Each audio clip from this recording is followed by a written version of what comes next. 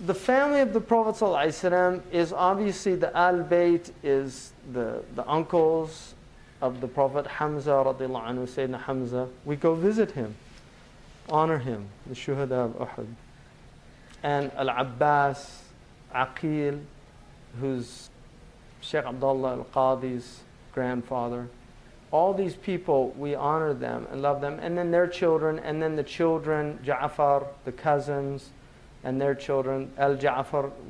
Last night I was with 5 or 6 of them. Just from Al-Ahsad, they're from Al-Ja'far. And you should love them because they're the children of the Prophet's family.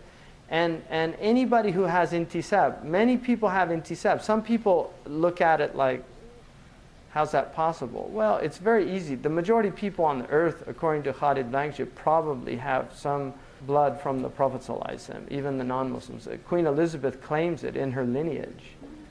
John Kerry, if you look at peerage, Bert's peerage, John Kerry has, the man that ran for president, he has blood from the family of the Prophet ﷺ through a Persian connection. So a lot of people have blood. But descendants are people that have a lineage directly to the Prophet with a tree.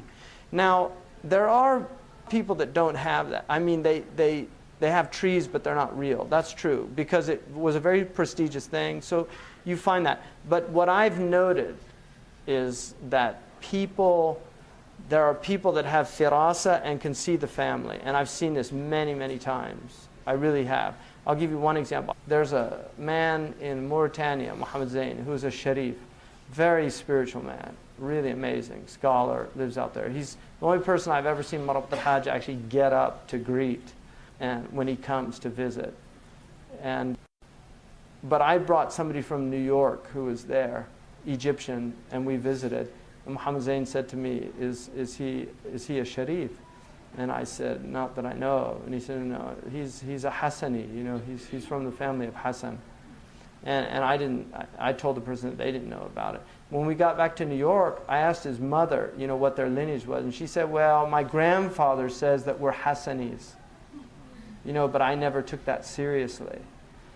I've seen that many times. I mean, I was with somebody in here, we were in Morocco, and one of the people there also asked me, is that person from the Sada, from India? And I said, yes. And he said, mashallah, ahlan bisada.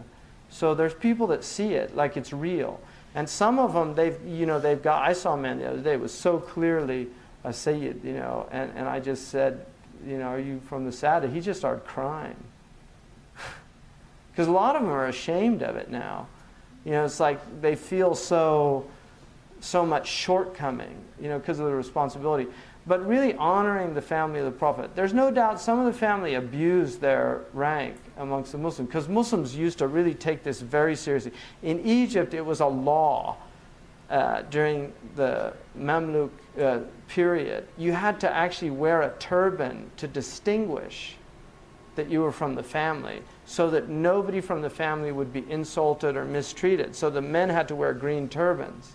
It was actually a law. If you were a Sayyid, you were supposed to wear a distinctive badge of honor. So many of the great ulama were Sada. There's also ghulu in it.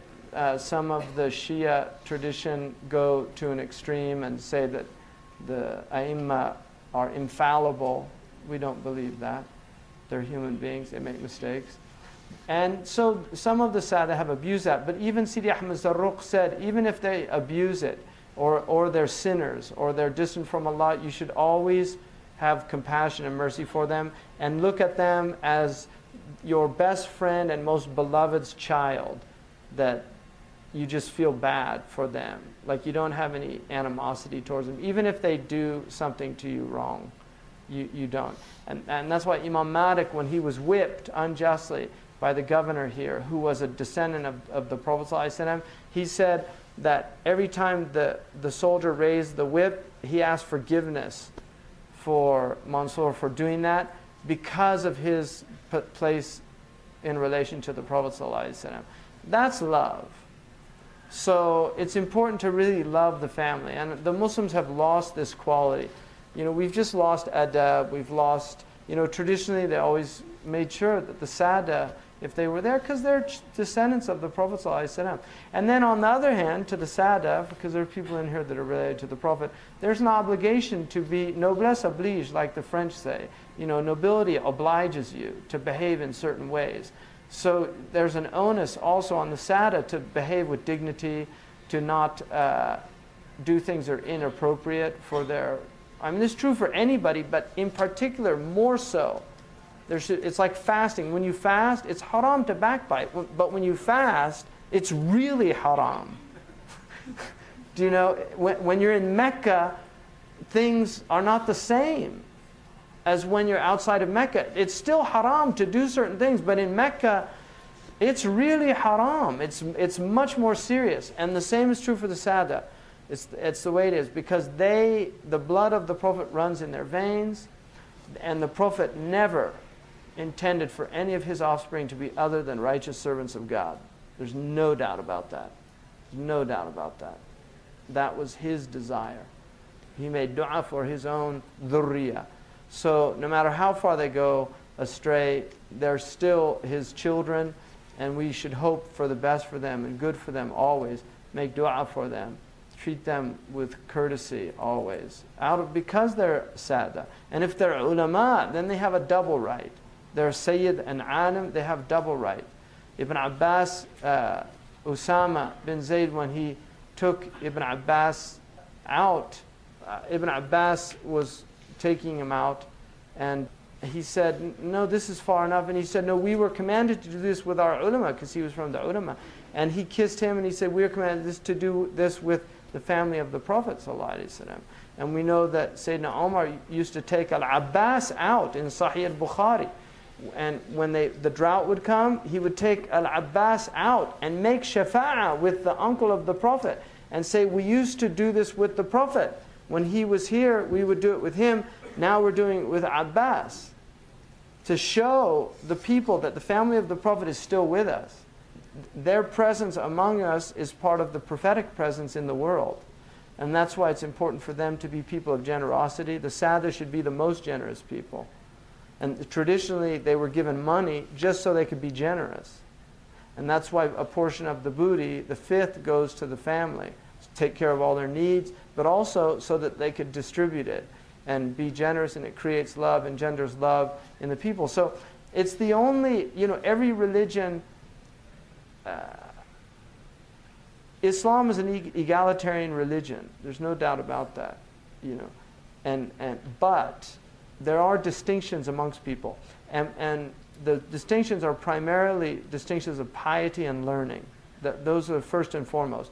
But lineage does have its place. There's no doubt about that. The Prophet talked about good families. It's also recognized in the Shafi'i madhab. It's not Maliki. My madhab teaches there's no distinction in lineage. But in the Shafi'i madhab, they recognize lineage as something that is in marriage and things like that it can be a reason for incompatibility in the Shafi'i madhab, not in the Maliki. But certainly the ahlubayt of the Prophet ﷺ, they do have that distinction, just by the mere fact that they're descendants of the Prophet. And that is true also for Quraysh generally. And then for the ashraf are people related to the family, not directly, like the Alawiyin, people from Ali's other wives, not from Fatima. The Sada are from Fatima, and they go through Hassan and Hussein. The Husseinis are mostly in the east, the Hassanis are mostly in the west, because the family split during the tribulations. And they were massacred, killed, a lot of them were literally butchered.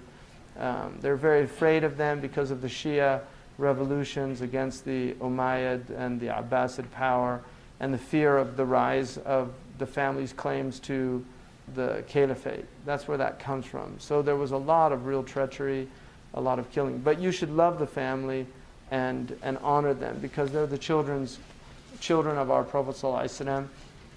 And he would certainly, he loves them. I mean, I've seen people, somebody came up to me once, and I mean, I just knew she wasn't really practicing Islam. Just, I didn't assume that, but I just felt that. And she started telling me about these dreams of the Prophet she was having. And I just said, are you a descendant of the Prophet? And she was like, how'd you know? And the only way I knew was there's no way he would come to people that weren't, if they're not really practicing, unless he's got some special connection with them. So that happens to his own children. And that's why he does intercede for them. In nafkhat al-ula, there's no la ansab bainahum yawma idin. The Quran says there's no nasab on the first nafkha. There's no nasab. But on the second one there is. He intercedes for his family. And people that don't believe that are just wrong. He intercedes for his family. And he says, لا أسألكم عليه الأجر إلا المودة في القربى. Say, I'm not asking you a reward for this deen. I'm not asking you for any money, but love my family. That's in the Quran. So it's part of our deen to love the family of the Prophet. And then the other thing I'd add for the Sada and the Ashraf is that those people who do not practice and especially don't show a lot of commitment to the religion, they always have tribulation. It's just a given. You're going to have tribulation. They have a lot of depression in the family, a lot of poverty, calamities, children. I mean, just you see it. There's a lot, and that's why it's very important. And part of that's all purification. Because if there's not a real mujahada going on, they'll get it from other ways. يريد الله ليذهب عنكم الرجس أهل البيت ويطهركم تطهيرا. Allah says in the Quran, He wants to remove from the family of the Prophet all impurities and to purify them. So they often go through a lot of tribulations. There's books written on it.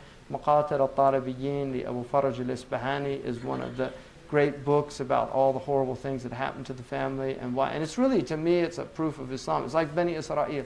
Bani Israel, a chosen group of people. Allah chose them. You can't, it's undeniable. Anybody that knows Jews, they have to recognize that about Jews. They have special qualities. They just do. It's as simple as that. It's undeniable. And they know it too. They sense it. They're always in the universities in the United States. Look where they are. They're on the first chairs and they're always doing, they're sharp people. They're very intelligent people.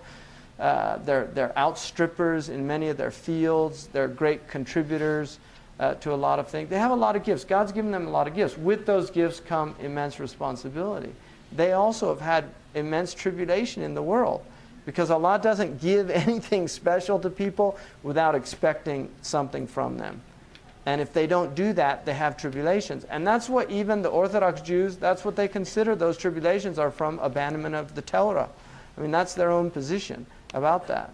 So it's very important for the Muslims in general, but for the family in specific, to be aware of their duties and their service. And you'll find many people in our community that are serving this deen the most. You'll find they're often related. I've seen that in many places. You'll find some of the most active people, and that it's from that blessing and prayers that were made for them and for their offspring and their family. But you will find that in many communities. And then if somebody's married to a sharif, they have to honor that. It's especially if it's a non-sharif with a woman, they really have to be careful. With the man also, just honoring the sharaf, because it's a thing. They also have to honor. It's a two-way street, and I'm not denying that. But like I said, the onus is on us to honor the children of the Prophet. Whether they honor that lineage or not is their business. But the onus is on us to honor them.